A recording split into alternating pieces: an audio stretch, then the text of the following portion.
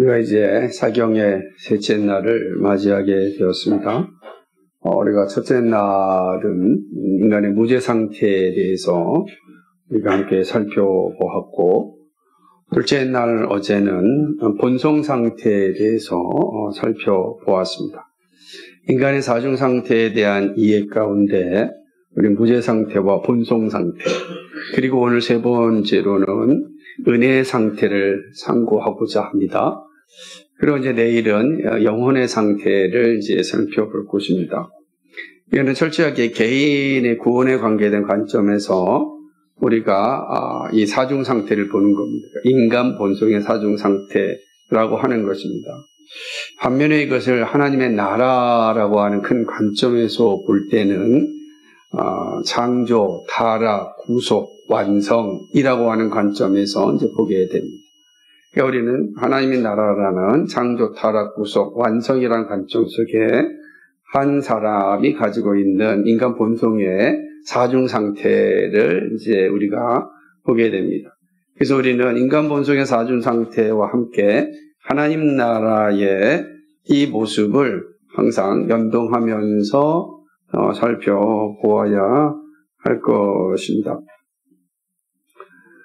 인간 본성의 회복이 시작된 상태인 은혜 상태로 이제 들어가고자 합니다. 우리가 영원한 행복에 참여하게 될 자는 이 세상에 사는 동안 이 은혜 상태로 이제 변화됩니다. 영원한 행복에 참여하려면 반드시 우리가 은혜의 상태로 변화되어야 하는 것입니다. 그런데 그 변화는 중생을 통하여 나타나는 변화입니다. 본성의 변화로서 그들의 본성적인 실제, 곧 부패의 상태와는 정반대되는 모습입니다. 오늘 저는 베드로전서 1장 23절 이 말씀을 통해서 중생에 대하여 생각해 볼 것입니다. 물론 오늘 내용도 토마스 보스턴 목사님의 가르침을 중심으로 해서 함께 나눌 것입니다. 부패의 상태와는 정반대되는 그러한 내용이 오늘 말씀을 통하여 들려집니다. 외적이고 일반적인 수단에 의해 발생하는 중생을 봅니다. 사도 베드로는 이 말씀을 전할 때 소아시아에 흩어져 있는 주의 백성들에게 정말 형제 사랑하는 것을 강조하기 위하여서 이 말씀을 이제 이야기합니다. 왜 우리가 형제를 사랑해야 되느냐라고 하는 그 영적인 근원이 어디에 있는지를 이제 이 본문 말씀을 통해서 이야기합니다. 한번 여러분 생각해 보십시오. 우리가 왜 형제를 사랑해야 합니까? 우리가 사랑해야 될 의무가 있습니까? 이런 질문에 대하여서 베드로는 우리는 그런 의무가 있다라고 이제 말씀하는 게 오늘 이 말씀의 내용입니다. 왜 그러냐면 우리는 중생한 자이기 때문에 그렇다는 것입니다. 베드로는 성도를 향하여 썩지 아니하는 하나님의 말씀으로 거듭났다라고 말씀합니다. 그러니까 성도라고 하는 것은 바로 똑같은 새로운 본성에 함께 참여한 자들로서 서로 형제입니다. 우리가 성도라고 할 때는 우리는 다 하나님의 말씀, 썩지 아니하는 하나님의 말씀으로 거듭난 사람들입니다. 그래서 성도는 형제가 되는 것입니다.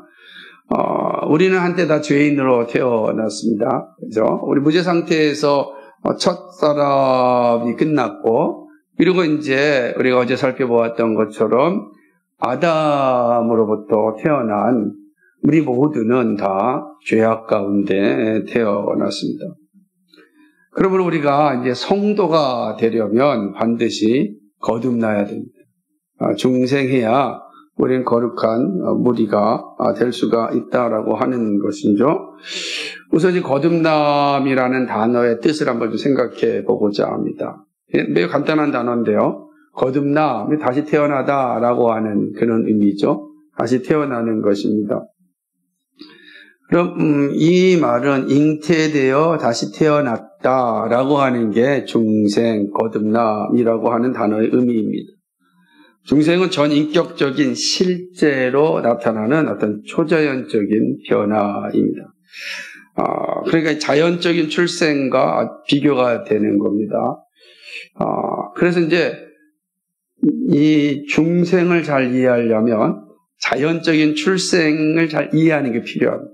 서로 비교되기 때문에 그렇습니다. 중생의 일반적인 수단은 무엇이냐면 썩지 않는 씨로 되는 것입니다. 씨에 의하여 새로운 피조물이 만들어집니다. 그런데 이 씨는 영원한 영적인 씨입니다. 그래서 오늘 사도 베드로는 말하기를 살아있고 항상 있는 하나님의 말씀이라고 이야기합니다. 이 말씀이 모든 대상에게 역사하여서 거듭나는 효과를 만들어냅니다. 이런 면에서 말씀은 항상 살아있고 항상 있습니다. 이 말씀은 은혜의 상태에 있는 모든 사람들을 향하여 거듭난 자리리라 이렇게 이야기하는 거죠. 그러니까 은혜의 상태에 있는 사람들은 다 중생한 사람들이요. 거꾸로 중생한 사람들은 은혜의 상태에 있는 사람이다 라고 할 수가 있습니다. 오늘 이제 이 짧은 한 절을 이제 살펴보고 이 말씀을 근거로 해서 큰 세 가지를 이제 생각해 볼 것입니다. 그리고 큰 세 가지 안에 강론들을 살펴보고자 하는데, 첫째는 중생의 모습이 무엇인가를 살펴볼 거고, 둘째는 왜 우리가 중생이라고 부르는가 그 이유를 살펴볼 것이고, 세 번째로는 중생의 확신을 어떻게 가질 수 있는가라는 측면을 살펴보고 마지막 결론으로 오늘 말씀을 맺으려고 합니다. 첫 번째는 중생의 모습이죠. 혹은 속성이라고 말할 수 있습니다. 우리가 이 중생의 모습, 중생의 이 속성을 제대로 알려면 조금 중생, 거듭남을 오해하고 있는 측면부터 좀 생각해 보면 좋겠습니다. 그러니까 중생에 대한 오해, 중생을 잘못 이해하고 있는 부분을 좀 먼저 보면 중생이 무엇인지가 좀 더 명확하게 드러날 수가 있는 것입니다. 왜냐하면 이 오해된 개념들 때문에 많은 사람들이 속아서 자신들에게 나타난 아주 강론적인 모습만 가지고 나는 거듭났다라고 생각하는 모습이 많기 때문에 그렇습니다. 우선 많은 사람들이 세례를 받았으니 중생하였다고 생각을 합니다. 그러나 세례를 받았으니 중생하였다라고 하는 것은 아닙니다. 그러니까 세례를 받은 모든 사람이 다 거듭난 사람이 아닙니다. 사도행전 8장 13절과 23절을 보면 시몬은 세례를 받았지만 여전히 악독이 가득하며 불의에 매인 바 되었습니다. 그러니까 세례를 받았으니까 중생하였다라고 하는 건 오해다라고 하는 것입니다. 어떤 사람들은 기독교 국가인 나라에서 태어났기 때문에 그리고 그들을 향하여 그리스도인이라 이렇게 이야기하니까 나는 거듭난 사람이다 생각하는데 그렇지 않고 그 역시 그냥 호칭에 불과합니다. 그렇죠? 그리스도인이라는 이름이 호칭에 불과할 수 있다라고 하는 것입니다. 이건 이상한 일이 아닌데 그 이유는 많은 사람들이 기독교 신앙을 고백하는 곳에 마귀가 그리스도의 양 가운데 염소를 두었기 때문입니다. 알곡이 충만한 가운데 가라지가 있기 때문에 그렇습니다. 그러니까 우리는 그런 모습 보고서 중생했다 이렇게 말할 수가 없습니다. 두 번째로는 내가 훌륭한 신앙교육을 받았다고 해서 중생한 것은 아닙니다. 그렇죠? 역대하 24장 2절과 18절을 보게 되면 이스라엘의 아주 유명한 왕인 요아스가 있었는데 그는 요아스는 제사장 여호야다가 살아있을 때는 신실한 신앙을 가졌지만 여호야다가 죽자 그는 배도하였습니다. 그러니까 여호야다로부터 훌륭한 교육을 받았으니까 나는 중생하였다. 아니죠. 그렇습니다. 우리가 많은 것을 교육받았지 않았습니까?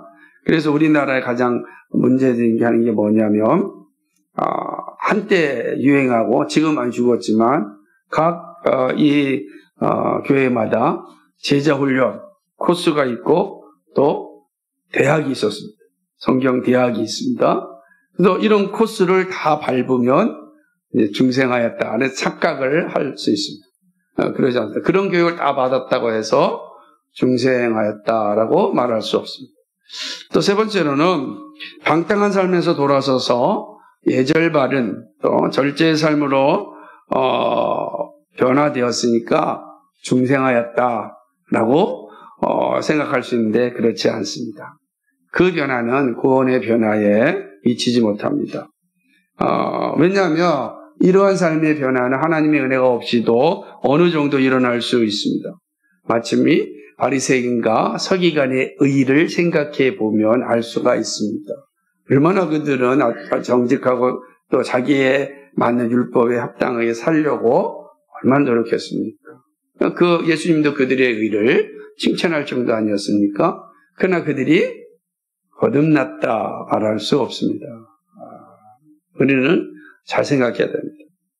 또 네 번째로는 어떤 사람이 기독교적인 의무를 외적인 의무를 감당했다고 해서 거듭났다고 말할 수 없습니다. 우리가 종교의 모든 외적인 행위들을 할 수 있습니다. 어떤 사람들은 계속해서 말씀도 듣고 또 예배 시간도 잘 지키고 봉사의 영역에서 잘 감당하고 그래서 누가 봐도 야 정말로 저 사람은 교회에 매우 중요한 사람이구나 라고 인식을 가질 수 있어도 그가 거듭났다. 그것 때문에 거듭났다라고 말할 수는 없다라고 하는 것이죠. 우리가 잘 한번 생각을 해야 됩니다. 그러니까 열심히 교회 생활하다가 나중에 정말로 지옥 가는 인생이 생겨나는 것을 보게 됩니다. 그 목회자도 마찬가지고요. 이런 모습들을 볼 때 종교적인 어떤 의무를 다 감당하니까 중생하였다라고 말할 수 없다는 사실입니다. 그거는 목사도 마찬가지죠. 목사가 설교자로서의 의무를 잘 감당하니까 거듭났다라고 확정할 수 없다는 것입니다. 의무를 감당할 수 있지만 중생과는 다를 수 있다라고 하는 것입니다. 다섯 번째는 사람들이 자기 나름대로 종교적인 방법을 통해 아주 엄격한 자리까지 아주 경건한 모양을 가진 사람이 될 수는 있습니다. 그러나 여전히 새로운 출생을 알지 못하는 것입니다. 그러니까 바리새인들을 생각해 보면은 잘 알 수가 있는 것입니다. 그들은 종교적인 방법을 통해서 일에 한 번씩 금식도 하고 사람들이 모이는 데서 기도도 하고 엄격하게 율법을 잘 지켰지만 예수님은 그들을 향하여 화 있을진저라고 책망하신 걸 보게 됩니다. 그러니까 그런 방법들을 잘 했다고 해서 구원받은 게 아닌 것입니다. 여섯 번째는 어떤 사람은 또 매우 예리한 양심을 가져서 고통을 당합니다. 그 양심에 찔리는 일을 안 하고 싶은 그런 모습들이 있는 사람 보면 대단하잖아요. 우린 그런 사람을 향하여 이렇게 표현합니다. 저 사람은 정말로 법이 없어도 살 수 있는 사람이다 라는 이야기를 할 수 있습니다. 그러나 법이 없어도 살 수 있는 사람이라 할지라도 여전히 거듭나지 못한 채 죽을 수 있습니다. 마치 애굽의 바로와 마술사 시몬 마고스는 그런 가책을 느꼈기 때문에 자신들을 위한 다른 사람들의 기도를 원했습니다. 가룟 유다도 그랬습니다. 하지만 예리한 양심을 갖고 있지만 이 사람들은 단지 지옥의 맛을 미리 볼 뿐입니다. 처음에는 아무리 새로 태어난 것처럼 보여도 두 가지 모습으로 글을 줄 수 있습니다.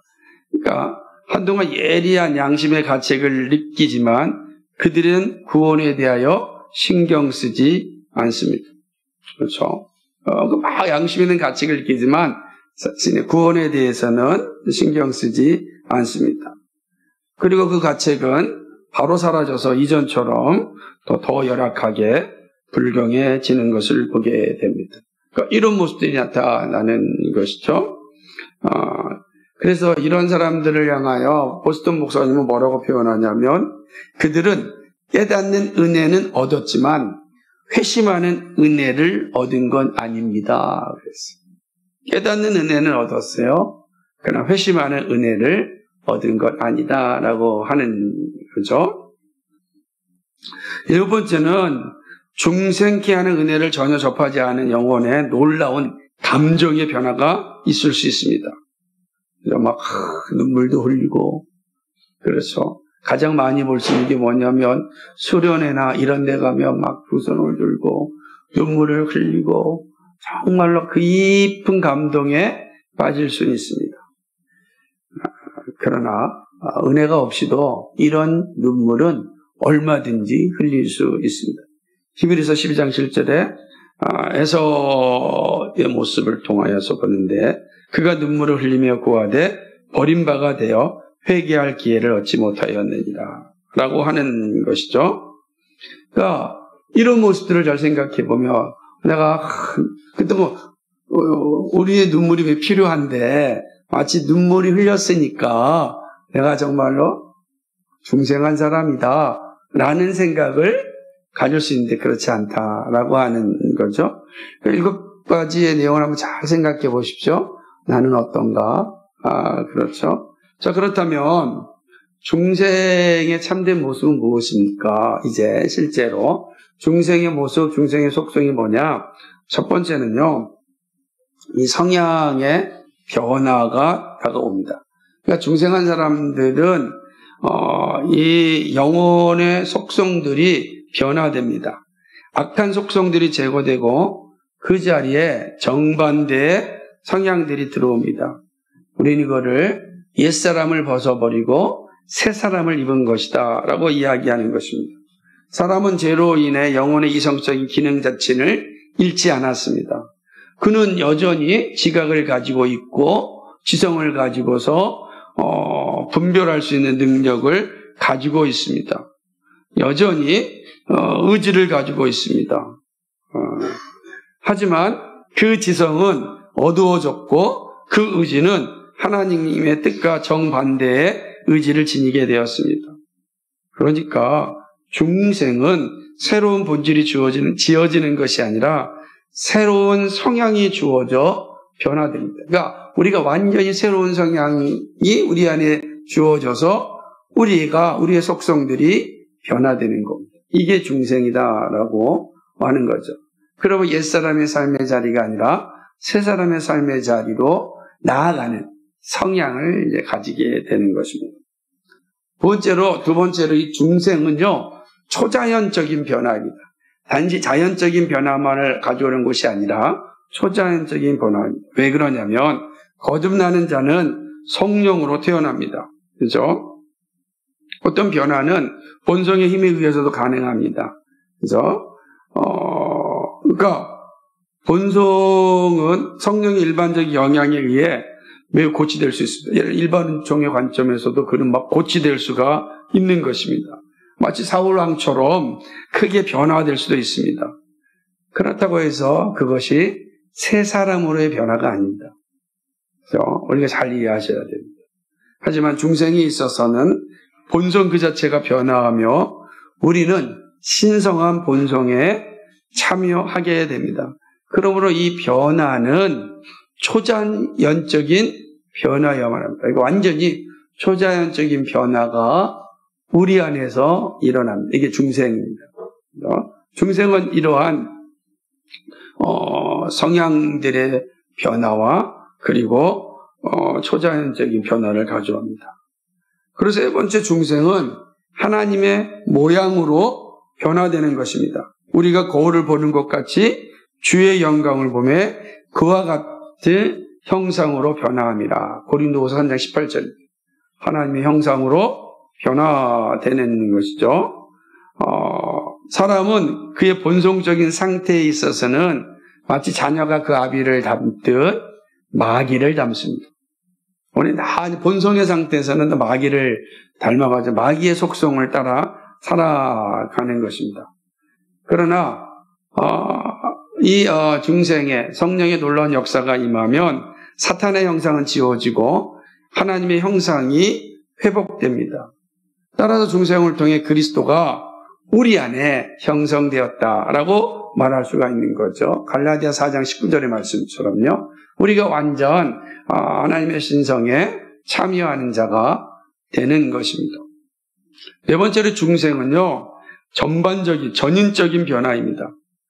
고린도후서 5장 17절에 보라 새 것이 되었다 그랬습니다. 이 중생은 복된 요소로서 모든 덩어리를 다 부풀게 합니다. 다시 말하면 우리의 영혼과 육, 전인격적인 변화를 가져옵니다. 원죄는 전인을 오염시켰다면 치유의 방편인 중생케 하시는 은혜는 질병 전체에 미칩니다. 그러니까 원죄가 우리 전인격적으로 병들게 했다면 하나님의 은혜, 중생케 하는 은혜는 이 모든 질병에 다 참여하게 되는 것입니다.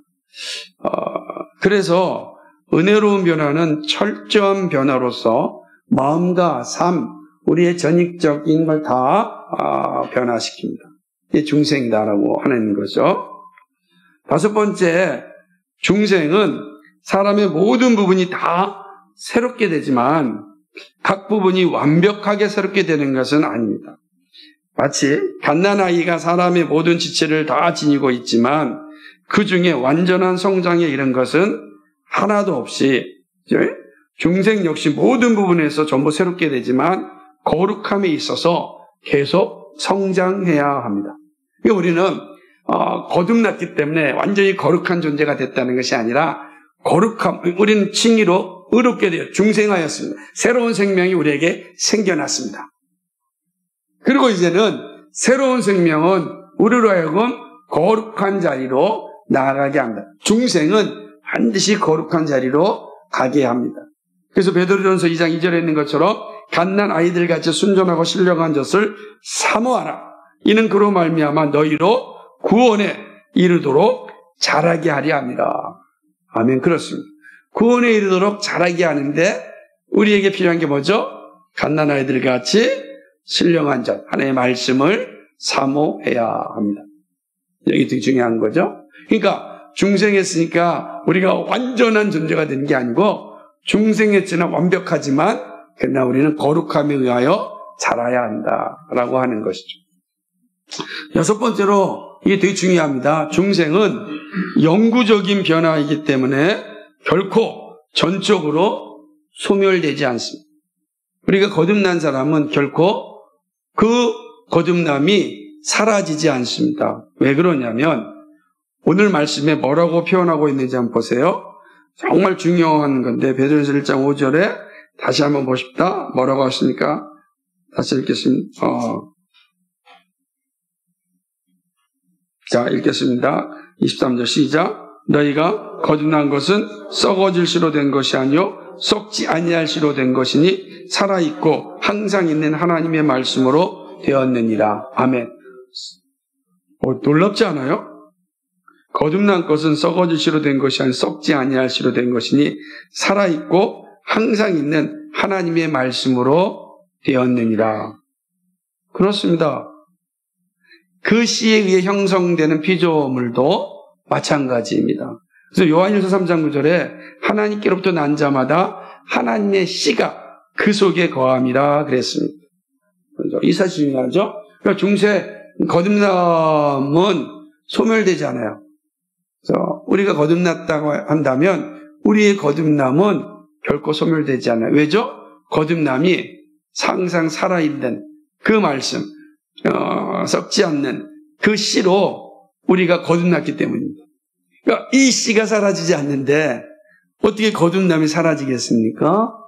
그래서 우리가 거듭난 사람은 그 거듭남이 결코 소멸되지 않는다. 이 사실을 잘 기억해야 됩니다. 자, 우리는 매우 중요한 의미로 이 중생의 모습에 대해서 아닌 것과 중생의 모습이 무엇인지를 살펴보았습니다. 놀라운 것은 이 중생이 우리에게 가져다주는 아주 특별한 변화가 우리에게 있습니다. 중생은 본성 상태에 있는 사람들에게 참으로 놀라운 선물을 줍니다. 우리가 거듭날 때 우리 본성이 거듭나는 거 아니에요? 그럴 때 본성이 거듭난 우리들에게 이 중생은 놀라운 선물을 우리에게 줍니다. 그것은 바로 그 선물이 뭐냐? 첫 번째 이런 겁니다. 지각은 중생을 통해 구원을 받아서 계몽됩니다. 이 계몽이란 단어가 요새 별로 좋은 의미로 쓰지 않지만 그게 나왔습니다. 우리의 지각이 이제 중생을 통하여서 아주 새롭게 되는 것이죠. 이해력에 빛이 임합니다. 우리가 한번 생각해 보세요. 무죄 상태에 있을 때 우리의 이해력은 정말 완벽하였습니다. 하나님의 뜻을 아는데 부족함이 없었습니다. 그러나 본성 상태에 있을 때 우리의 이해력, 우리의 지각은 망가졌습니다. 작은 것은 남아있지만 온전하지 못한 그런 모습을 우리는 보였습니다. 그래서 에베소 5장 8절에 전에 어둠이던 자들이 이제는 주 안에서 빛이 된다라고 말씀하고 있습니다. 사람은 이 빛을 발하서 하나님을 알 수 있게 되었습니다. 호세아서 2장 20절에 진실함으로 내게 장가 들리니 내가 여호와를 알리라. 내가 여호와를 아는 그 놀라운 역사가 일어나는 거죠. 욥기서 42장 5절에 뭐라고 말씀하셨습니까? 내가 주께 대하여 귀로 듣기만 하였사오나 이제는 눈으로 주를 배움나이다. 놀라운 거죠. 이해력에 있어서 이제 놀라운 상태가 나타나게 됩니다. 그러니까 이 이해력 지각이라는 것은 영적인 지식이죠. 하나님 아는 지식을 얘기하는 거예요. 하나님 아는 지식, 영적인 지식이 완전히 새롭게 되는 것입니다. 하나님 아는 지식이 새롭게 되니까 어떤 현상이 나타나겠어요? 죄를 아는 지식에 있어서 크게 깨닫게 되는 것입니다. 죄를 알게 되는 겁니다. 여러분, 거듭나지 않은 사람은 죄를 알지 못해요. 그러나 거듭나면 우리의 지각이 깨어나서 죄를 알게 됩니다. 이것이 죄다라고 깨닫게 된다는 것이죠. 뿐만 아니라 자기 자신도 알게 됩니다. 놀랍죠? 자기 자신이 어떤 존재인지를 깨닫게 됩니다.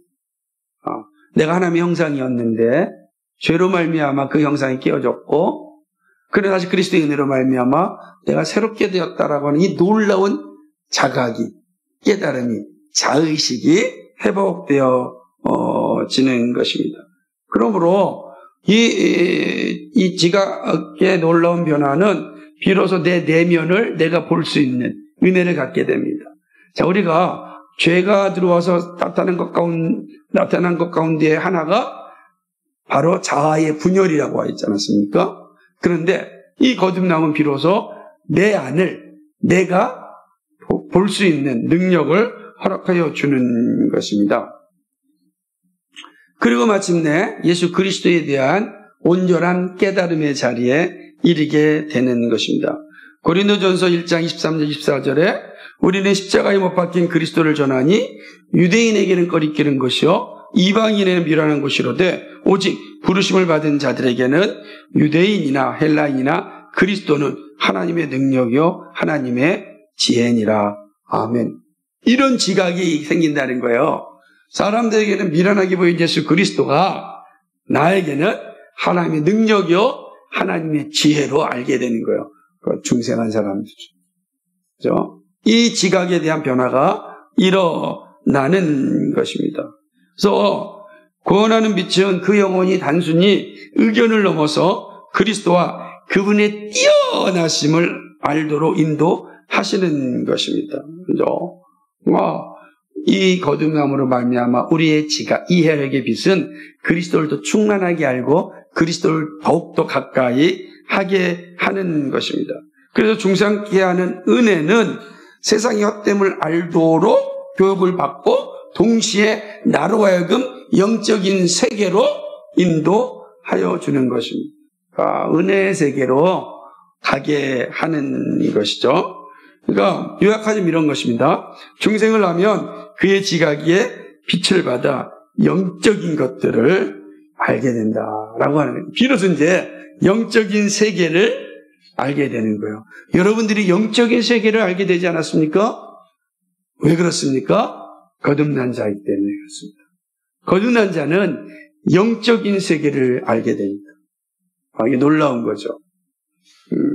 거듭나지 않은 사람들에게 영적인 세계를 이야기하면 그들이 이해하지 못해요.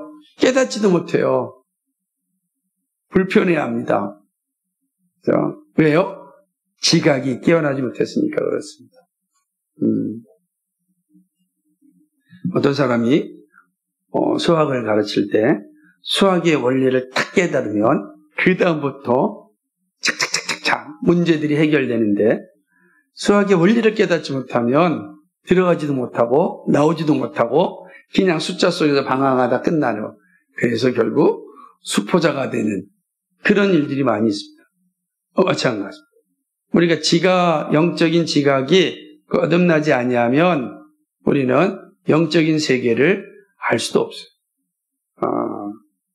그러나 영적인 지각이 우리가 거듭날 때 비로소 우리가 영적 세계를 알게 되고 누리게 된다라고 하는 것입니다. 뿐만 아니라 중생이 가져다준 특별한 변화 두 번째를 보게 되면 아주 의지가 새롭게 됩니다. 우리는 이거는 구제 상태에서 본성 상태에서 살펴왔던 내용이에요. 우리의 의지가 새롭게 되는 것입니다. 주께서 돌 같은 마음을 채우시고 살같이 부드러운 마음을 주십니다. 에스겔서 36장 26절에 있는 말씀처럼 그러니까 우리의 의지로 하여금 새로운 전환을 맞게 합니다. 그러니까 강요해가지고서 우리가 하는 것이 아니라 우리의 부드러운 의지가 철저하게 그리스도의 뜻, 하나님의 뜻을 따라가게 하는 것이죠. 의지는 선한 것을 원하지 못하던 철저한 무능을 치료받습니다. 이제 악을 싫어하는 성향이 의지 안에 생기게 되는 것입니다. 이제는 의지는 선을 향하는 성향을 부여받습니다. 그래서 착한 일에 열심하는 친백성이 되는 겁니다. 이게 우리에게 변화되는 것을 보여주는 거죠. 의지는 타락의 상태에서는 오직 악을 향하는 성향을 가졌지만 이제 거듭난 자에게는 선을 향하는 의지가 생기게 되는 것입니다. 그러니까 우리는 자꾸만 하나님의 뜻에 순종하고자 하는 열정이 생기는 거야. 내 뜻이 아니라 아버지의 뜻대로 하옵소서라는 기도가 나오는 겁니다. 그래서 주님이 기도하셨던 것처럼 나의 원대로 하지 마옵시고 아버지의 뜻대로 하옵소서. 이게 중생한 사람의 의지라는 거예요. 중생한 사람에게는 이러한 의지의 변화가 일어난다라고 하는 거죠. 그래서 중생자는 그리스도를 그의 마음속에 영접하고 그의 뜻에 따라 살려고 하는 열망이 자연스럽게 나옵니다. 그래서 그러지 못할 때 속상해하고 마음 아파합니다. 내가 왜 좀 더 하나님의 뜻대로 살지 못했을까라고 하는 그런 모습이 생겨나는 것입니다. 이게 두 번째 선물, 특별한 변화입니다. 그런데 또 세 번째도 있습니다. 감정을 통해서도 복된 변화가 발생합니다. 감정은 통제가 되는 거죠. 그러니까 이 거듭나게 되면요, 우리의 감정이 올바른 대상을 향할 수 있도록 교정해 줍니다. 데살로니가후서 3장 5절처럼 주께서 너희 마음을 하나님의 사랑으로 인도하는도다. 그랬습니다. 하나님의 사랑으로 우리의 마음이 가득합니다. 우리의 사랑이 하나님께로 가 있죠. 우리의 소원도 하나님께로 갑니다. 이제는 내가 간절히 소망하는 것이 나를 위한 것에서 바뀌어서 하나님의 영광을 위한 것으로 바뀝니다. 사람이 제일 되는 목적이 무엇이냐 할 때 그건 하나님을 영화롭게 하면 내 감정이 내가 소원하는 것들이 다 하나님을 향하게 된다라고 하는 거죠. 전에는 세상의 것을 즐겼다며 이제는 하늘의 것을 바라보며 살아가는 것입니다. 그러니까 거룩한 소망을 가지게 된 거죠. 여러분에게 거룩한 소망이 있지 않습니까? 우리 아까 성교사님이 기도했듯이 교회를 세우는 거룩한 소망이 있습니다. 여러분의 삶을 통하여서 하나님의 뜻이 우리의 가정에, 우리의 자녀들에게 내가 있는 곳에 나타나기를 원하는 그런 거룩한 소망을 갖고 있지 않습니까? 그래서 조금 손해보는 것도 감수하면서 최선을 다해서 일하는 것입니다. 우리 안에 변화가 있기 때문에 그런 것입니다. 존 오웬이 강조했던 것처럼 죄를 죽이는 일에 열심을 내게 됩니다. 이전에는 죄 죽임이 없었지만 거듭난 자들에게는 죄 죽임이 일어나는 것입니다. 그리고 기쁨과 즐거움도 주 하나님 안에 있게 되는 것이죠. 과거에는 죄가 쾌락의 성이었지만 이제는 눈물의 원천이 됩니다. 그러니까 이제는 그 예전 이 쾌락을 즐기던 것을 행복의 조건으로 삼았다면 거듭나면 내가 그렇게 살았던 것에 대한 그 슬픔의 눈물을 흘리게 됩니다. 그렇죠?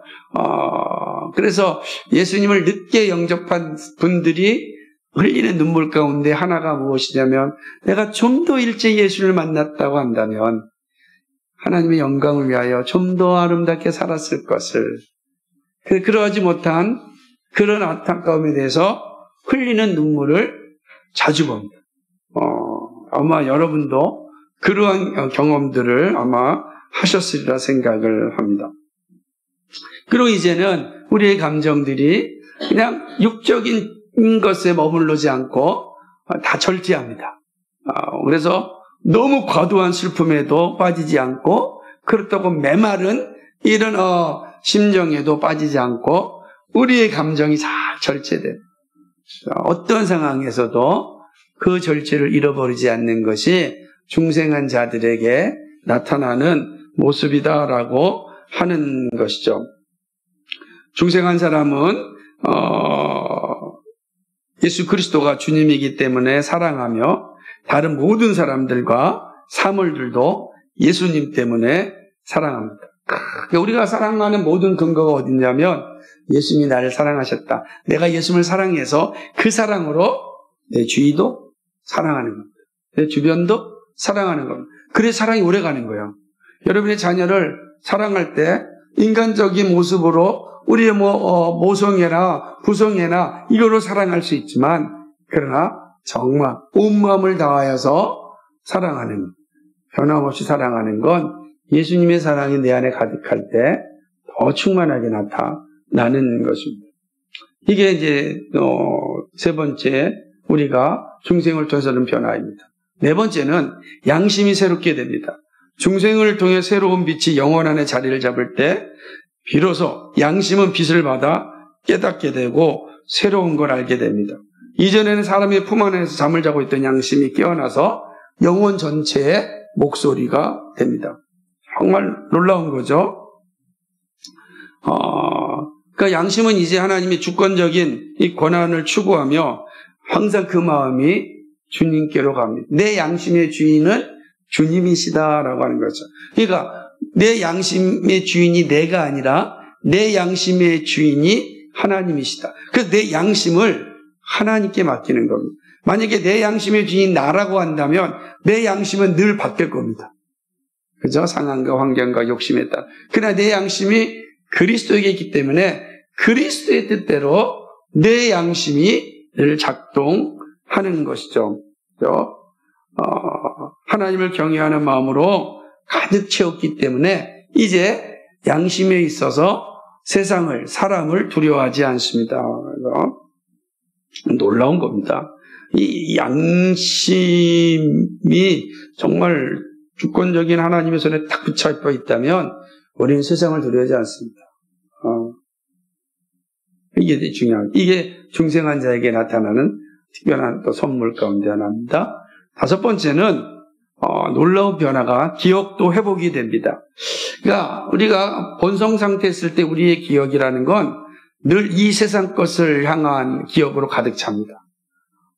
어떻게 하면 내가 이 생의 자랑과 안목의 정욕과 정말로 육신의 정욕을 추구하며 살까라는 것으로 머리가 가득 찬데 이제 거듭나게 되면 우리의 기억조차도 선한 것을 생각하게 됩니다. 솔로몬의 증거를 보면 우리는 좋은 것들에 대한 기억력이 좋지 않습니다. 내 아들아 나의 법을 잃어버리지 말라. 잠언 3장 1절입니다. 그러니까 항상 뭘 잊어버렸어요? 하나님의 법을 잊어버리고 살았다는 거예요. 그러니까 거듭나지 않냐면 하나님의 법이 나를 지도하지 않아요. 이끌어가지 않습니다. 그렇죠? 그런데 거듭나면 시편 기자가 시편 119편 11절에서 말하기를 주의 말씀을 내 마음에 두었나이다 라고 고백하듯이 이제 은혜는 기억을 거룩하게 합니다. 자, 그러니까 많은 사람들이 기억력을 가지고 있지만 거룩하지 않기 때문에 죄악만 가중시키는 지식을 모을 뿐입니다. 그러니까 우리의 기억이 거룩하지 않으니까 지식을 모으는데 그 지식의 활용 용도가 뭐죠? 악을 행하는 거예요. 어떻게 하면은 이 기억을 통하여서 내 개인적 욕망을 채울까라는 것에 집중하는 거죠. 거룩하지 않기 때문에 그렇습니다. 그러나 새롭게 된 기억은 주의 법들을 기억하며 행하게 됩니다. 새롭게 된 기억은 자신의 영혼에 경건한 슬픔을 갖도록 도우며 또 언제나 그 양심의 새로움 앞에 서려고 노력을 하는 것입니다. 그러니까 거듭나면 우리의 기억도 이제 주의 법을 기억하게 되는 거죠. 주의 법을 기억하는 거예요. 여러분 보세요. 우리가 거듭나기 전에는 본성 상태에 있을 때는 우리가 어떤 일을 할 때도 주의 말씀이 나를 지배하자. 기억이 안 나니까. 근데 거듭나면 어떤 일을 할 때도 여러분이 가정에 있던 직장에 있던 관계를 하던 주의 법이 기억납니다. 그래서 그 법대로 살려고 노력하는 거죠. 그러려면 주의 법이 내 안에 가득 채워져 있어야 되는 거예요. 중생한 사람은 그런 모습을 가지고 있죠. 뿐만 아니라 여섯 번째는 몸의 변화가 나타납니다. 몸의 지체들은 주께 헌신합니다. 더군다나 우리의 몸이 이제 성령의 전이 되지 않습니까? 그러니까 본성의 상태에 있을 때는 우리의 몸이 다 불의의 병기였습니다. 그런데 중생하면 의의 도구가 되어집니다. 이전에는 우리의 모든 몸이 다 죄 짓는데 아주 무서운 도구들이었습니다. 그런데 거듭나면 우리의 몸이 변화가 되는 거죠. 그래서 이제는 우리의 몸을 함부로 사용하지 않습니다. 우리의 몸을 거짓되고 더럽고 추한 곳에 함부로 방치하지 않습니다. 여러분 잘 생각하셔야 됩니다. 그리고 이제 마지막 7번째는요. 이 중생의 변화는 삶의 가운데 빛을 발하는 겁니다. 이 삶의 모든 영역에 변화가 나타나는데 우리가 거듭나게 되면은 어떤 변화가 나타나냐면 사귀는 사람들에게 있어서 변화가 나타납니다. 이전에는 쾌락을 즐기는 친구와 함께 살았다면은 이제는 사귀는 친구들이 반합니다. 그러니까 우리가 거듭나기 전에는요, 성도들과 함께 만나고 성도들과 함께 이야기하고 성도들과 함께 교제하는 것을 싫어합니다. 그러니까 교회 안에 있어도 성도들과 함께 교제하고 성도들과 함께 만나고 그런 거 싫어합니다. 거듭나면 성도들과 함께 교제하기를 즐거워합니다. 그들과 함께 이야기하기를 좋아합니다. 서로의 신앙 문제를, 삶의 문제를 나누기를 기뻐합니다. 이 삶의 변화가 거듭난 자에게 나타나는 것입니다. 거듭난 자에 나타나는 거예요. 왜냐하면 세상을 좋아하는 우리의 속성이 변화되었기 때문에 그런 것입니다. 뿐만 아니라 대인관계에 있어서도 새로운 사람이 되는 거죠. 그러니까 사람들과의 관계도 매우 좋아지죠. 그래서 그러니까 우리가 할 때 과연 세상 사람들은 나쁜 남자를 좋아한다 그러는데 이 얼마나 끔찍한 세상입니까, 그죠? 좋은 남자, 좋은 여자, 그죠? 좋은 부하, 좋은 남편, 좋은 아내, 좋은 자녀, 좋은 직원들, 얼마나 선하고 아름다운 관계를 맺으려고 애를 쓰는 거죠. 그래서 예수 믿는 사람들 가운데 정말로 악한 자리에 서서 악독한 기업인이 됐다라고 이게 뉴스에 나올 때는 정말 심각한 고민을 하게 될 때가 있습니다. 물론 그렇다고 해서 거듭남은 변화되지 않으니까, 그죠? 그의 거듭남을 말할 수 없지만, 난 너무 가슴이 아픈 거죠. 왜냐하면 거듭남의 아름다운 열매 가운데는 이러한 사업에 있어서도 변화가 일어나기 때문에 그런 것입니다. 왜냐하면 거듭난 사람은 땅의 일을 하지만 늘 하늘의 시민권을 가지고 살아가는 사람들이기 때문에 그렇습니다. 빌립보서 3장 10절에 있는 것처럼 우리는 시민권은 하늘에 있다. 그러지 않습니까? 그러니까 하늘의 시민권을 가지면서 땅의 일을 하는 사람이 그리스도인이에요. 우리가 그런 사람이다. 라고 하는 거죠. 물론 이러한 모습은 거듭나지 않은 사람에게도 일반 은총으로 인하여 흔적은 남아있지만, 그러나 그들은 언제든지 위기 상황이 오게 되면 그들은 좋은 사람이 되지 않습니다. 항상 나쁜 자리에 가게 되는 거죠. 그래서 정말 거듭난 신자가 이 사업을 하는 건 정말 십자가를 지고 살아가는 겁니다. 보통 힘든 게 아닙니다. 그래서 정말로 얼마나 많은 기도와 얼마나 많은 성령의 도우심이 필요한지 모릅니다.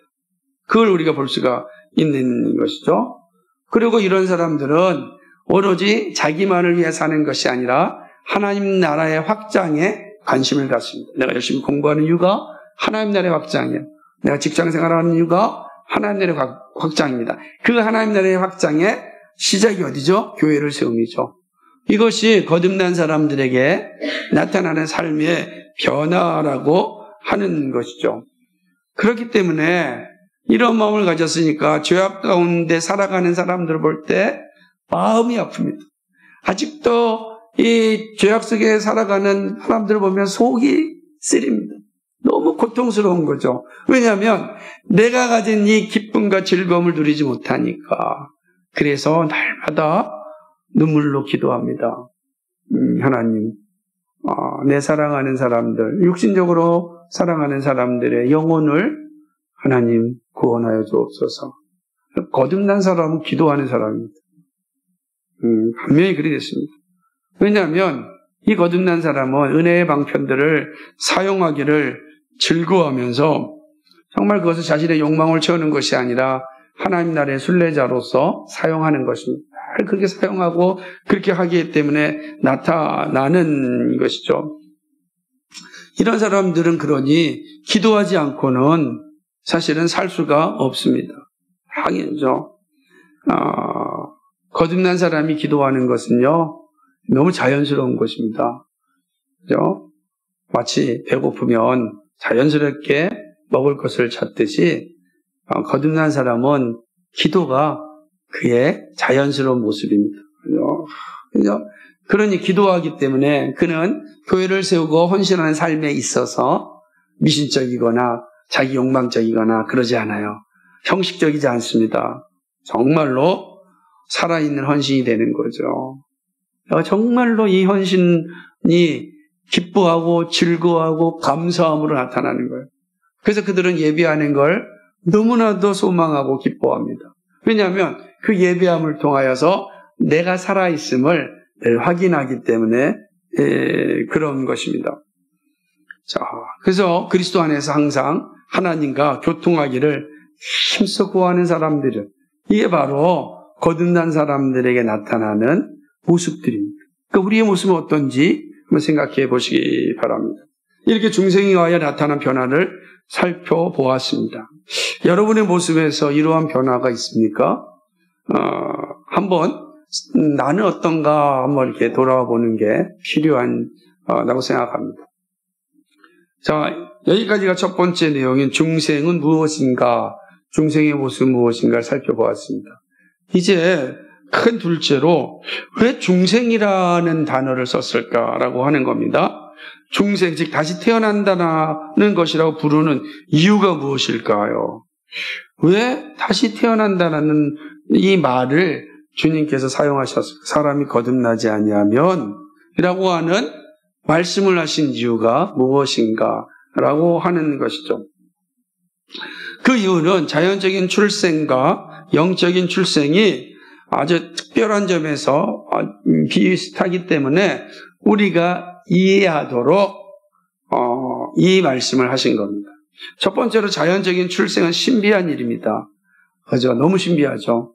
사람이 알 수 없는 겁니다. 어떻게 이 사람이 출생하고 있는지 이 신비한 능력들이 우리는 알지 못해요. 이제 하나님만이 아시는 거죠. 마찬가지로 영적인 출생도 신비하다라는 것을 보여주는 것이죠. 언제 어떻게 참으로 이 난자와 정자가 만나서 사람이 되는지 아무도 몰라요.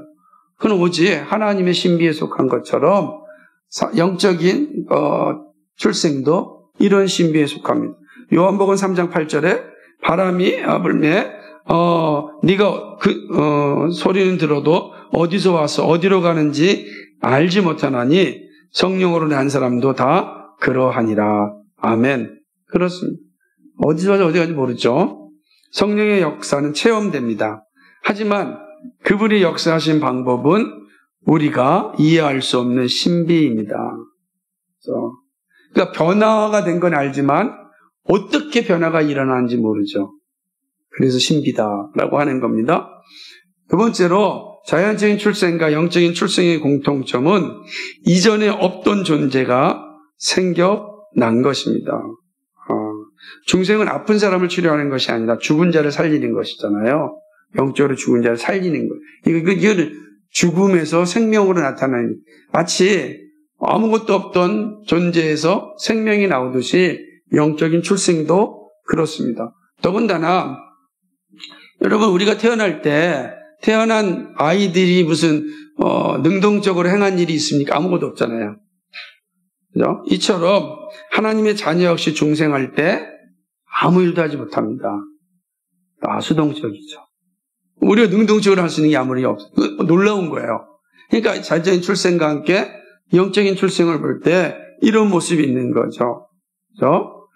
자연적인 출생과 영적인 출생 모두 네 번째, 각 지체들의 놀라운 결합이 있습니다. 사람의 몸의 구조는 태어날 때 완벽하게 다 돼 있잖아요. 그죠? 태어난 아이와 성인의 몸의 신체 구조가 똑같아요. 조그만, 이 안에는 아이의 모든 신체 구조와 건장한, 오늘 우리 교회에서 가장 큰 도니의, 오늘 없지만 도니, 190 도니의 몸과 똑같잖아요. 신비하죠. 그렇다라고 하는 것입니다. 그렇죠? 정말 나를 지으시니 심히 기묘하시다라고 하는 시편 139편 14절의 말씀을 생각해 볼 수가 있습니다. 그렇죠? 마찬가지로 중생은 자연적인 출생을 통해 생겨난 것 같은 모습을 갖습니다. 중생은요, 정말로 이 수놓은 옷과 같이 완벽합니다. 그래서 에베소서 24절에 하나님을 따라 의와 진리의 거룩함으로 지으심을 받은 새 사람을 입으라. 중생의 옷으로서의 그리스도의 정가된 의를 포함하는 이 옷입니다. 그러니까 다시 말한다면 중생 역시 정말 그러니까 사람의 출생도 하나님의 놀라운 지혜로 이루어지듯이 한 사람의 거듭남도 하나님의 무한하신 지혜로 이루어지는 겁니다. 그러니까 오늘 우리 중에 한 사람이 거듭났다는 것은 하나님의 무한한 지혜가 우리에게 임하였다는 것입니다. 우리가 그러니까 거듭남의 모습이 여기에 있다라고 하는 것이죠. 아니라, 그러니까 이 중생 역시, 우리가 매우 작은 것에서 시작하지만 크게 되어지듯이 우리의 거듭남의 모습도 그렇다고 하는 겁니다. 정말 우리는 처음에는 완벽하지만, 그러나 중생된 자는 거룩함을 위하여 이렇게 자라는 그런 모습들을 보게 되는 것입니다. 더군다나 생각해 보십시오. 어떻게 중생이 일반적인 출생도요, 정말 눈에 보이지 않는 그 세포들이 만나서 사람이 되었어요.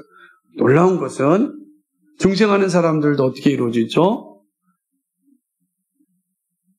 하나님의 말씀을 통해서 이루어져요. 썩지 않을 씨로. 그러면 그 썩지 않을 씨 언제 어떻게 이루어집니까? 놀랍잖아요. 이렇게 말씀을 듣고 또 혹은 스쳐 지나가다가 들을 때 혹은 펼쳐 있는 성경책을 들어서 읽을 때 그 작은 씨앗의 말씀이 훅 내 안에 들어와서 나로 하여금 거듭나게 하지 않습니까? 그러니까 작지만 변화시키는 거죠. 똑같아요. 우리의 이 자연적인 출생과 우리의 영적인 출생이 이와 같다라고 하는 거죠. 이 모습이 되어집니다. 그리고 마지막으로는 부모와 자녀 사이에는 닮은 것이 있습니다. 그죠?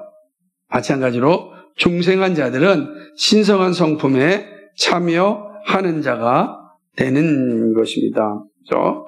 그러니까 마찬가지 그러니까 우리가 거듭나게 되면 우리의 성품이 하나님을 닮게 돼 있어요. 거듭난 사람이 다 그렇게 돼 있죠. 그렇게 돼 있다라고 하는 것입니다. 자, 이게 사실은 중생이라고 하는 그런 모습을 우리에게 말씀해 주는 거예요. 왜 중생이라고 하였을까 할 때 중생은 이런 거예요. 그러니까 중생을 잘 이해할 때 자연적인 출생을 잘 비교하면서 하나님께서 너희가 다시 거듭나야 한다라고 하는 말을 하셨을 때 그 의미를 우리가 충만하게 알 수 있도록 이렇게 알려주셨다라고 하는 거죠. 그러니까 하나님의 놀라운 지혜죠. 하나님의 지혜다라고 할 수가 있는 것입니다. 자, 이제 마지막 이제 세 번째로 살펴볼 건데요. 중생. 즉 거듭나면 어떻게 확신할 수 있을까라고 하는 질문입니다. 이제 여기까지 왔어요. 우리가 이제 중생이란 무엇인지도 살펴보았고, 또 왜 중생이라고 하는지도 우리가 이제 살펴보았습니다. 이제 마지막으로는 그렇다고 한다면 중생을 내가 늘 살아가면서 늘 날마다 확신할 수 있을까라고 하는 것입니다. 그렇죠? 왜 그러냐면 우리가 살다 보면 이 거듭남에 대해서 확신하지 못할 때가 종종 생기기 때문에 그렇습니다. 그리고 이 흔들림이 우리의 믿음 생활을 행복하게 유지하지 못할 때가 있기 때문에 그렇습니다. 더군다나 오늘날처럼 신학자들 가운데 유보적 칭의를 말하는 이들로 인하여 더욱 불안을 가질 수 있습니다. 우리의 의로움은 마지막에 가야 알 수 있다. 그럼 얼마나 불안하겠습니까? 그죠? 그러나 앞서서 말씀드렸듯이 거듭남은 살아있는 씨로 된 거예요. 그러니까 유보되는 게 아니에요. 그리고 처음에 아이가 완벽한 인간이 되듯이 중생은 완벽한 겁니다. 그래도 자꾸만 우리의 의가 마지막에 가서야 확인할 수 있다라고 하는 것은 정말 위험한 발언이다라고 하는 것이죠. 그렇다면 우리는 중생에 대하여 어떻게 확신을 가질 수 있을까라고 하는 것입니다. 그러니까 사실은 이 확신을 갖는다라는 게 되게 중요한데 한번 생각해 보도록 하겠습니다. 우리가 앞에 있는 것처럼 내가 정말 거듭났는가라고 하는 것을 생각할 때는 앞서서 말씀드렸던 것처럼 내가 의지에 있어서 내 어떤 감정에 있어서 내 지각에 있어서 이런 변화가 일어났는가를 좀 생각해야 됩니다. 그런 변화들이 정말로 나에게 일어났다면 우리는 거듭남이 확실한 것입니다. 내가 진심으로 화평의 언약을 받아들이고 복음에 제시된 그리스도를 내 영접하고 있는가. 그래서 하나님 왕이시고 또 제사장이시고 그리고 선지자이신 그 예수님을 내가 믿고 있는가. 이 되게 중요한 거예요. 예수님의 삼중직은 정말 중요해요. 왜냐하면 내가 그리스도의 통치를 받겠다라고 하는 의미고 내가 그리스도의 말씀을 듣겠다라고 하는 고백이고 내가 그리스도를 나의 중보자로 삼겠다라고 하는 선언이에요. 그러니까 예수님의 삼중직에 대한 가르친 대로 내가 예수를 받아들이고 있는가. 그분이 십자가에 죽으셨고 3일 만에 부활하셨다라는 이 사실을 내가 믿고 있는가. 그것이 바로 확신하다면 나는 거듭난 것입니다. 단 거죠. 내가 하나님을 늘 소망하고 있다면 정말로 내가 입술에서 주님, 내가 하나님을 영화롭게 하며 그를 영원토록 즐거워하는 그런 삶을 살고 싶습니다. 라는 고백이 내 안에서 있다면 거듭난 사람이다라고 하는 것입니다. 뿐만 아니라 좀 더 분명한 사실은 거듭난 사람은 반드시 형제 사랑하는 자리로 나아가게 됩니다. 우리는 형제를 사랑함으로 사망에서 옮겨 생명으로 들어간 줄을 아는도다. 요한일서 3장 14절 말씀입니다. 그러니까 형제를 사랑하는 것. 이때 이 형제는 첫사람 아담으로 말미암아 던 형제가 아니라 둘째 아담이신 그리스도로 말미암아 거듭난 형제들을 얘기하는 거예요. 그러니까 우리 안에 있는 우리 식구들을, 믿음의 형제들을 사랑하느냐? 되게 중요한 것이죠. 그러니까 내가 그 모습이 내 안에 있다면 거듭난 사람이죠. 왜냐하면 생명으로 들어갔기 때문에 그렇습니다. 여러분이 같은 믿음의 형제를 위하여 기도하고 있다면, 그들에 대해 애틋한 마음을 가지고 있다면 우리는 바로 거듭난 사람이라고 할 수가 있는 겁니다. 그렇죠? 물론 이렇게 한다 할지라도 내 거듭났는지를 의심이 들 때도 있습니다. 그러니까 그럴 때마다 우리는 늘 오늘 들었던 말씀, 또 우리에게 주신 말씀으로 들어가야 되고, 날마다 회개의 자리에 나아가서 성령 하나님께서 우리에게 들려주시는 이 확신의 소리를 우리가 들어야 됩니다. 매우 중요하죠. 이게 우리가 날마다 해야 될 것입니다. 그런데 문제는 그럼에도 불구하고 여전히 의심이 되는 상황들이 있습니다. 그럴 때마다 여러분 막 힘들어 할 수 있지 않습니까? 도대체 이 상황들을 어떻게 해결해야 될까? 왜 그러냐면 어떤 사람들이 와서 당신 정말 구원받았음을 확신합니까? 이렇게 질문할 때, 오늘 죽으면 당신 천국 바로 갈 수 있다고 확신합니까? 이렇게 질문 받을 때, 그죠? 아마 우리의 상황과 내가 살았던 삶을 생각하면 흔들릴 수도 있잖아요.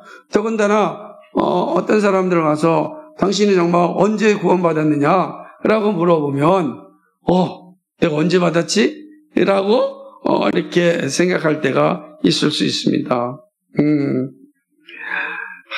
그러니까 이런 모습들에 의하여서 우리가 종종 괴롭기도 하고 아프기도 할 때가 있어요. 하지만 여러분, 그런 의심들이 내 안에 있다고 해서 나의 구원이 사라지는 거나 무너지는 것이 아닙니다. 그렇죠? 그러니까 이걸 잘 아셔야 돼요. 소멸되지 않는다라고 말씀드리지 않았습니까? 그렇다고 한다면 이제 제가 참된 그리스도인들이 자신의 상태에 대해 확인하는 것을 한번 좀 나누고자 합니다. 일단 우리가 살면서 이게 갖게 되는 그런 의심들, 영적인 의심들 한번 생각해 보고 우리의 구원의 모습을 확정하고자 합니다. 첫 번째, 이런 경우가 있어요. 정말 내가 중생하였는가라는 것을 의심할 때 나타나는 요인 가운데 하나가 정확한 회심의 때를 알지 못하기 때문입니다. 그래서 이런 거잖아요. 여러분, 이런 질문을 받아보셨어요? 그죠? 구원파로부터 종종 많이 합니다. 중생한 날짜, 중생한 때를 알지 못한다면 그거는 진짜 중생이 아닙니다. 라는 이야기입니다. 그러면 이제 이렇게 물어보는 거예요. 당신의 태어난 생일 날짜를 알고 있지 않습니까? 알지요. 그런데 어떻게 거듭난 날짜를 모릅니까? 이렇게 질문하는 거예요. 그러면 이제 막 당황스럽잖아요. 아니, 어떻게 태어난 날짜를 못 듣는데 태어났다고 말할 수 있습니까? 여기에는 속임수가 있습니다. 왜냐하면 우리 가운데 누구도 내가 태어난 날짜를 아는 사람이 없습니다. 우리는 태어날 때 우린 다 수동적이었어요. 그렇지 않습니까? 언제 태어났는지 모르잖아요. 그냥 부모가 이때 태어났다라니까 아는 거예요. 모르는 거죠. 알려주기 위해서 아는 거죠.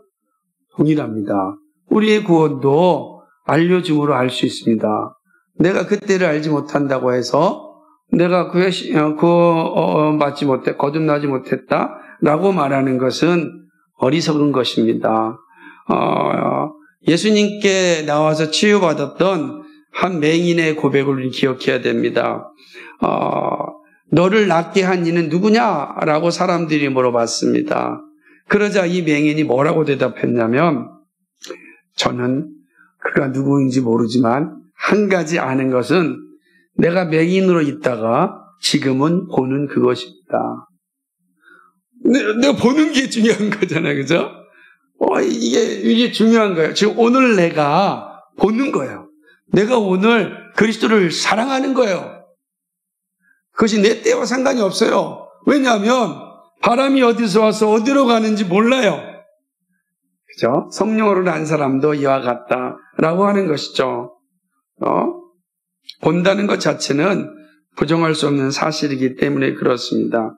그러므로 은혜의 진리가 우리 마음속에 언제 떨어졌는지 알지 못할지라도 우리의 영혼에 복된 변화가 발생한 것을 간파할 수 있다면 우리는 구원받은 사람입니다. 이게 중요하죠. 근데 또 두 번째 이런 고민이 있을 수 있습니다. 내가 새로운 피조물이라면 늘 죄를 이기며 살아가야 할 텐데 살다 보니 여전히 죄를 짓고 죄에 굴복당하는 일들이 많습니다. 그렇다면 나는 거듭난 사람입니까? 이렇게 질문할 수 있는 거죠. 그러나 성경은 우리에게 이야기합니다. 우리는 하루에도 7번씩 식축할 수 있습니다는 사실을 인정해야 됩니다. 죄가요, 하나님의 자녀를 이길 때도 있습니다. 왜냐하면 새로운 피조물이 아직 완벽한 존재가 아니기 때문에 그렇습니다. 그는 여전히 악한 이웃들과 함께 살아야 합니다. 갈라디아서 5장 17절에 육체의 소욕은 성령을 거스리고 성령은 육체를 거스리로다 하고 있습니다. 때때로 육체의 소욕, 이 부패가 이겨서 하나님의 자녀를 죄의 자리로 이끌어 가기도 합니다. 그러므로 이런 경우 부패가 당신을 이겼다고 해서 여러분이 하나님의 자녀가 아니라는 결론을 내려서는 안 됩니다. 오히려 겸손하게 깨어서 주님께 나가야 됩니다. 주님의 보혈로 이 죄악된 존재를 용서해 주옵소서. 이게 우리가 가지고 있어야 될 거예요. 그러니까 우리는 7번씩 죄를 지을 수 있는 존재예요. 그래서 죄가 구원이 사라지는 건 아니다라고 하는 거죠. 근데 오히려 또 이렇게 생각하는 사람도 있습니다. 나는 주님이 내 영혼의 역사를 시작한 이후로 내 마음속에 죄가 이전보다 더 고생해 활동하는 것을 봅니다. 예수 믿기 전에보다 예수 믿고 난 뒤에 더 죄가 거세게 활동합니다. 이게 구원받았다고 말할 수 있겠습니까? 참 이럴 때 고민이 되지 않습니까? 정말 힘든 상황인 거 맞습니다. 예수님께서 말씀하셨던 것처럼 마치 마귀가 전보다 더 악한 7영과 함께 그 사람의 마음속에 들어온 것 같은 끔찍한 경험입니다. 이거 분명하게 사람에게 있어서 아주 위험한 상황입니다. 성령을 거스리는 죄를 범할 그런 위기에 처한 모습인 것 맞습니다. 그러므로 정말로 회개해야 합니다. 근데 이런 경우가 아닐지라도 예수 믿고 난 뒤에 우리 안에 정말로 많은 부패가 동요를 일으킬 수 있습니다. 왜 그러냐면요. 잘 들으셔야 됩니다. 죄는 중생한 영혼 안에서 완전히 죽은 것이 아닙니다. 보스턴 목사님이 이렇게 표현했습니다. 죄는 단지 죽어가고 있으며 십자가에 못 박힌 채 죽기까지 버티며 죽어간다는 거예요. 아주 굉장히 죽기가 죄가 죽기까지 버티면서 지금 있는 거예요. 그러니까 여전히 우리 안에 죄가 작동하고 있습니다. 작동하고 있는 거죠. 사단은 이전에는 우리를 가두는 데만 열심을 냈어요. 그죠? 믿음의 자리로 가지 못하도록 자기 울타리에 가두는 데만 열심을 냈다고요. 그런데 거듭난 사람은 사단의 울타리를 벗어나지 않았습니까? 그러니 사단이 하는 일이 뭡니까? 그를 끄집어서 다시금 자기 울타리로 데려가야 하니 얼마나 극심한 일을 하겠습니까? 그럴 거예요. 그렇기 때문에 우리 자신을 비우고 주 안에서 더 강해져야 됩니다.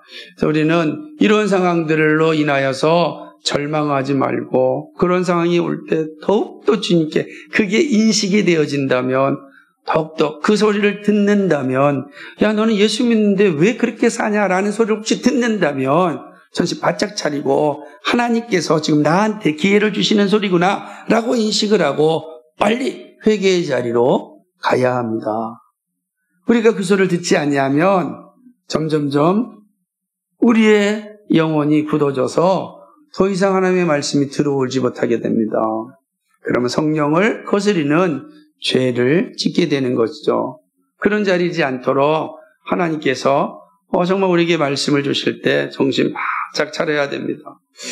또 세 번째로는 이렇게 생각하면서 구원에 대해서 불안해하는 사람도 있는데 뭐냐면 창조주보다 피조물을 향한 사랑이 더 강하다라는 것이 발견됩니다. 내가 이렇게 하나님을 더 사랑해야 되는데 피조물을 더 사랑하니 과연 내가 거듭났습니까?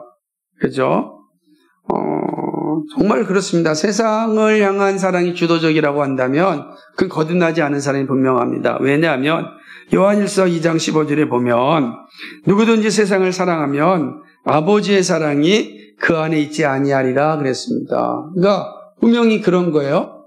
그러니까 여러분이 살면서 여러분의 사랑이 하나님보다도 여러분 자녀를, 배우자를, 여러분이 하는 사업을, 여러분의 꿈을 더 사랑한다면 이거 분명한 것처럼 중생하지 못한 상태가 맞습니다.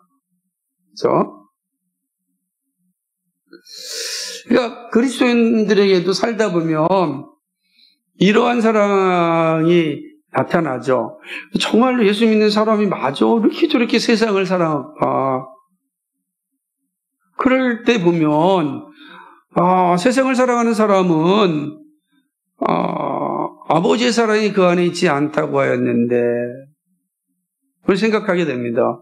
그러니 두렵죠. 그 사람 구원받지 못한 사람일까? 라는 생각을 하게 됩니다.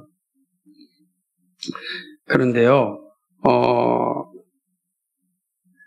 이 정말 거듭난 사람은 언제 자기의 신앙을 분명히 드러나냐면 둘 가운데 하나를 버려야 하는 상황이 올 때 거듭난 사람은 더 이상 세상을 사랑하는 일에서 머물러 있지 않습니다. 저는 이게 분명하다고 생각합니다.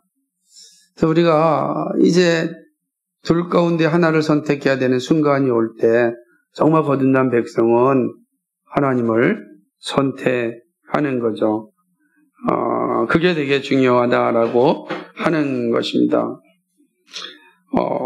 뿐만 아니라 또 네 번째로 이런 사람들도 있습니다. 뭐냐면 내가 어떤 주변에 있는 성도들이나 혹은 성경에 있는 사람들을 볼 때 나는 그들의 모습에 비해 너무 부족합니다. 이게 구원받았다고 한다면, 거듭났다고 한다면 이런 열매가 있어야 되는데 이런 열매가 없는 거 보니까 저는 구원받지 못한 것 같습니다. 모르겠어요. 이렇게 생각한 사람이 얼마나 있는지 모르겠지만 경건한 사람들이 자신을 너무 낮추어서 그렇게 생각할 수 있습니다. 그러나 연약한 그리스도인들이 성숙한 그리스도인들이 이런 곳에 닿기 위해 이런 어떤 다른 사람들의 모습, 성경의 사람들의 기준을 갖는 것은 그건 사단의 유혹입니다. 여러분 무슨 말이냐면 하나님은 우리 각자를 사랑하신단 말이에요. 다 달라요. 각자가 하나님의 은혜 속에 사는 거예요. 각자가 하나님의 은사와 지혜가 있습니다.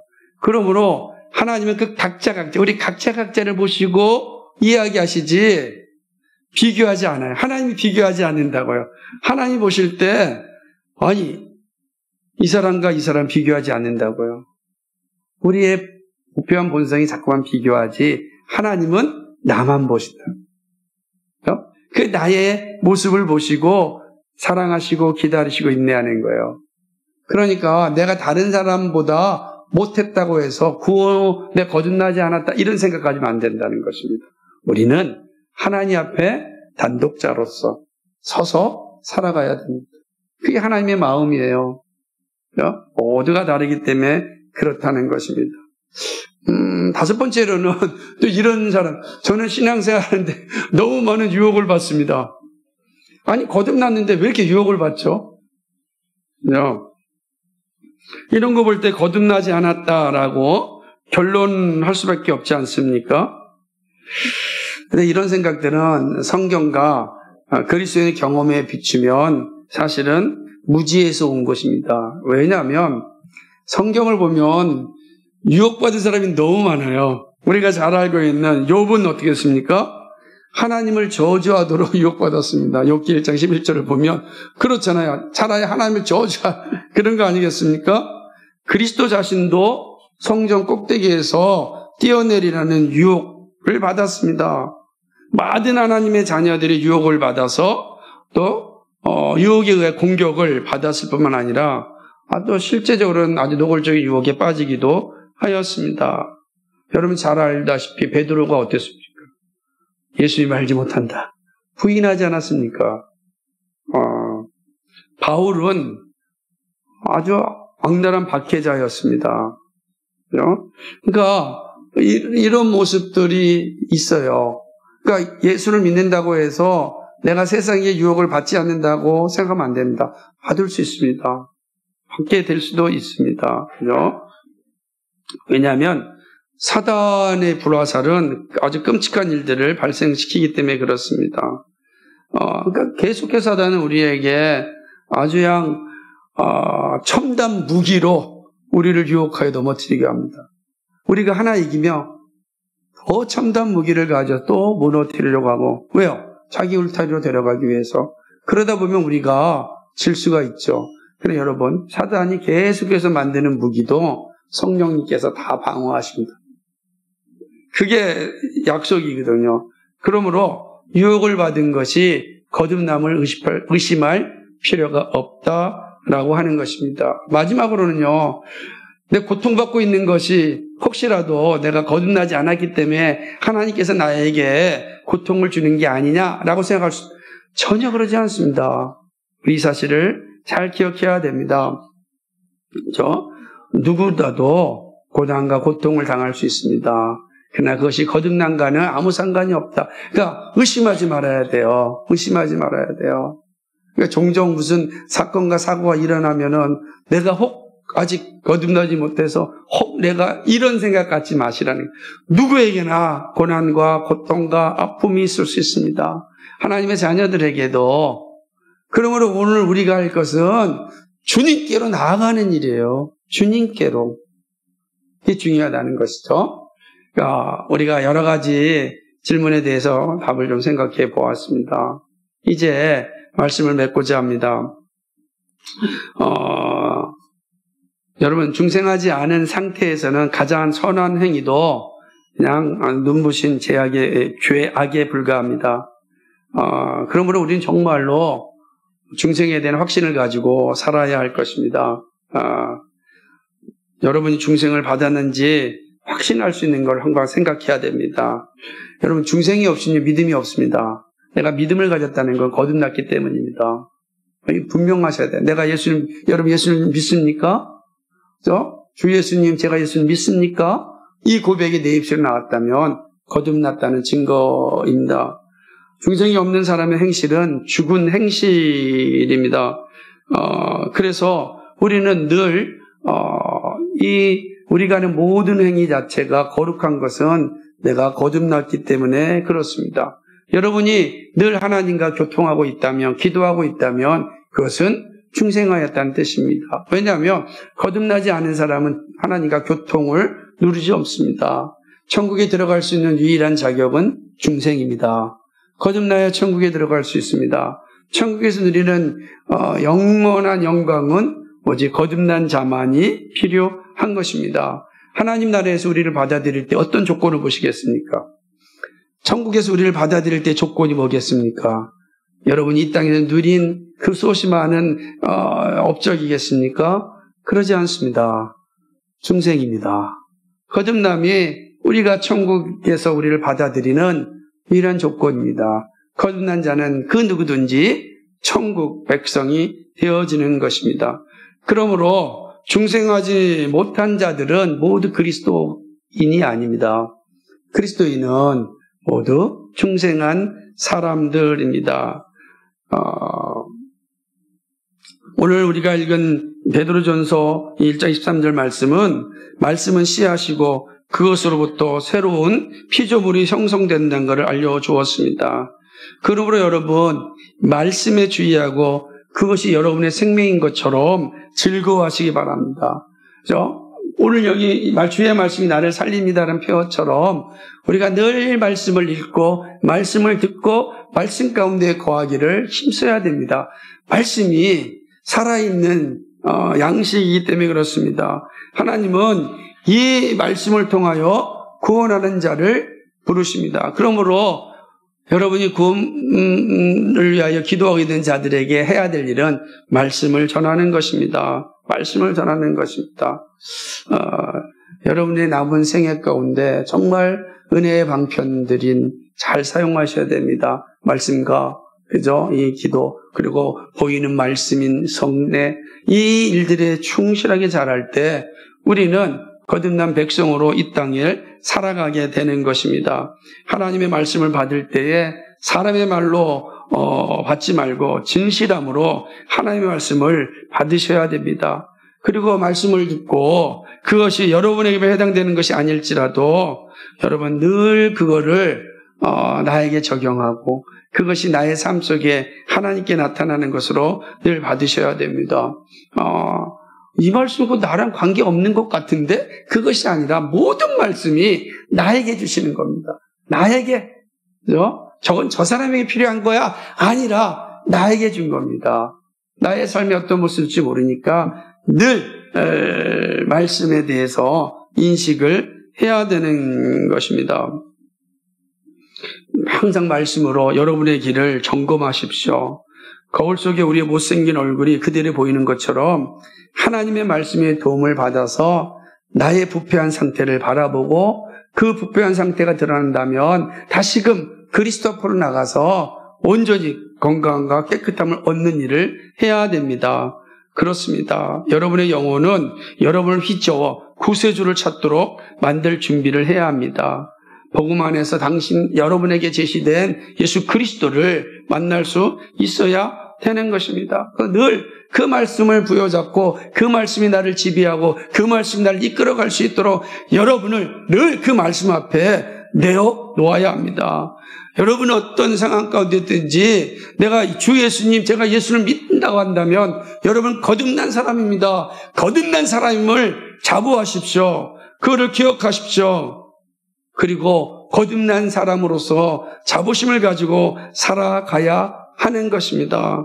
사랑하는 여러분, 거듭남의 영광을 가진 자, 중생의 영광을 소유한 사람들입니다. 우리가 이 땅에서 거듭난 자로서 하나님 앞에 부름받은 자로서 믿음의 길을 잘 감당할 수 있기를 간절히 소망합니다. 기도하겠습니다. 거룩하시고 자비하신 하나님 아버지 참 고맙고 감사를 드립니다.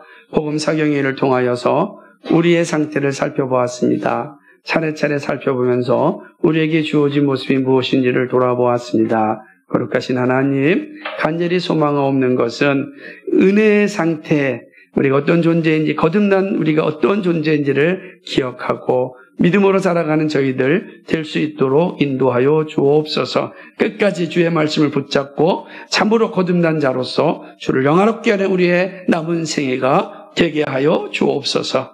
감사하오며 예수님 이름으로 기도하였습니다. 아멘.